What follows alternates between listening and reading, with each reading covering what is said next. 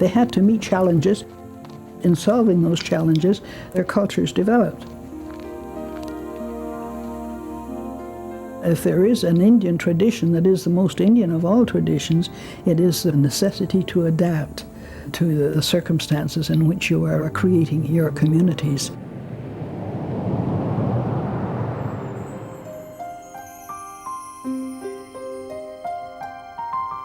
Olive had had her moment of personal truth. Her studies from now on would be much more than a return to the glories of her youth when pure knowledge was her absolute delight. She was now determined to make the recovery of Aboriginal history her life's work.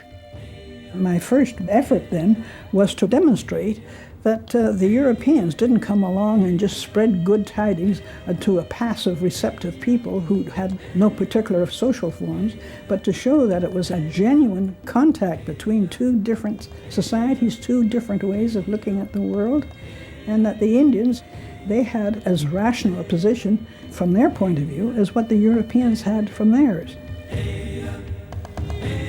But that was actually the start of the whole thing.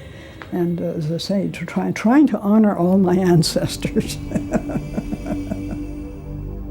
Olive Dickinson, Métis woman, newspaper reporter, student of history, the arts, and philosophy.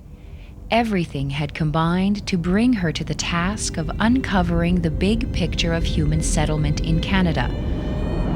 A story of the country's first peoples that began at least 10,000 years ago.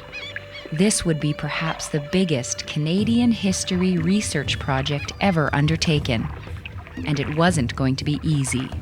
In the historical profession until the 1960s, you studied history from writings, diaries, newspapers, written materials which had been left from a past era. But First Nations people didn't leave written diaries and notes, so how could they be people that you would study in a professional historical way? Olive, of course, disagreed with that approach, and because to her, First Nations people were not prehistorical people, but they were living and breathing people. She was a professional writer. She was somebody who came to the university from having been a newspaper woman, of having written a lot of very interesting stories, and who knew how to express herself and who knew how to articulate things. Now that was one benefit from those many years in journalism, where you learn to observe, to read, to pick up things from what you're reading, to read fast, and try and present as equitable a picture as possible out of what you get.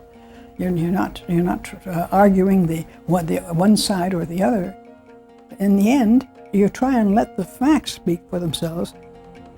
In 1972, she completed her master's degree with her thesis, Louisbourg and the Indians, a study in imperial race relations, 1713 to 1760. It was une thèse magistrale, as we'd say in French. It was really a masterpiece, as a thesis for what it brought to our understanding of what was going on at Louisbourg, and especially the connection with the native people. It's the scope of her learning that is tremendously admirable and unusual among Canadian scholars.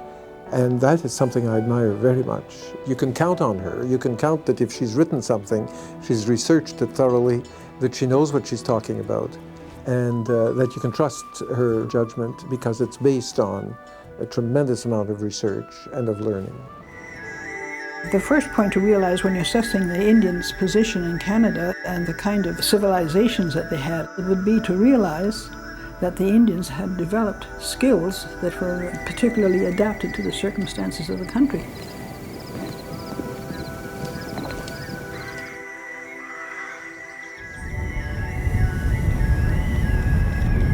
They were perfectly at home in the northern forests and knew how to get around. They didn't get lost. The canoe. They were our Mack trucks, our Ferraris, are Jedi Knight vessels.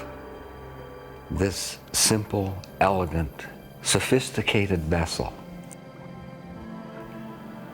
The canoe is the vessel whereby our culture is carried from one community to the next. The canoe, the birch bark canoe, the kayak, snowshoes, toboggans. I mean, the list is extraordinary. Agriculturally, the Aboriginal societies had developed things like potatoes and tomatoes, corn, beans, and squash, tobacco. They had a whole range of leisure time activities.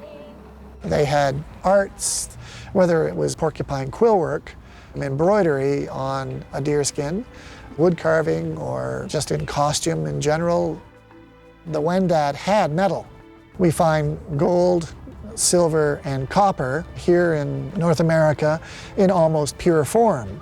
To understand the metallurgical technology, you really need to understand you're not using just a piece of copper as a utilitarian object. You're using a piece of copper as developed and crafted into a very beautiful animal or bird or some form of importance to the wearer. When you talk about Native religion, it's just a respect for all nature, the rivers, the trees, the air that we breathe, the sun that's shining today.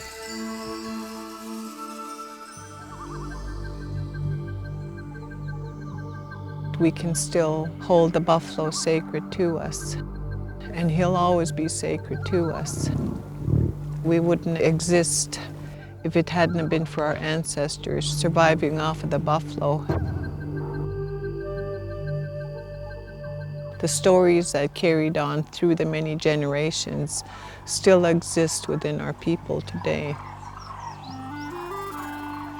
In our tradition is this idea of the creation of North America.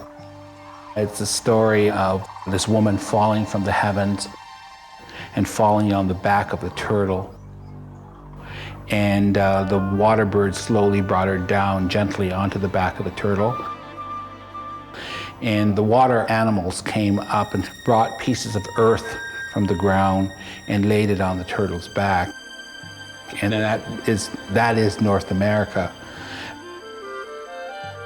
It's a fascinating tale, and it's one that's been retold and retold. The importance of knowing that there are forces and counterforces. They didn't differentiate between the spiritual world and the physical world. They're two different aspects of the same reality.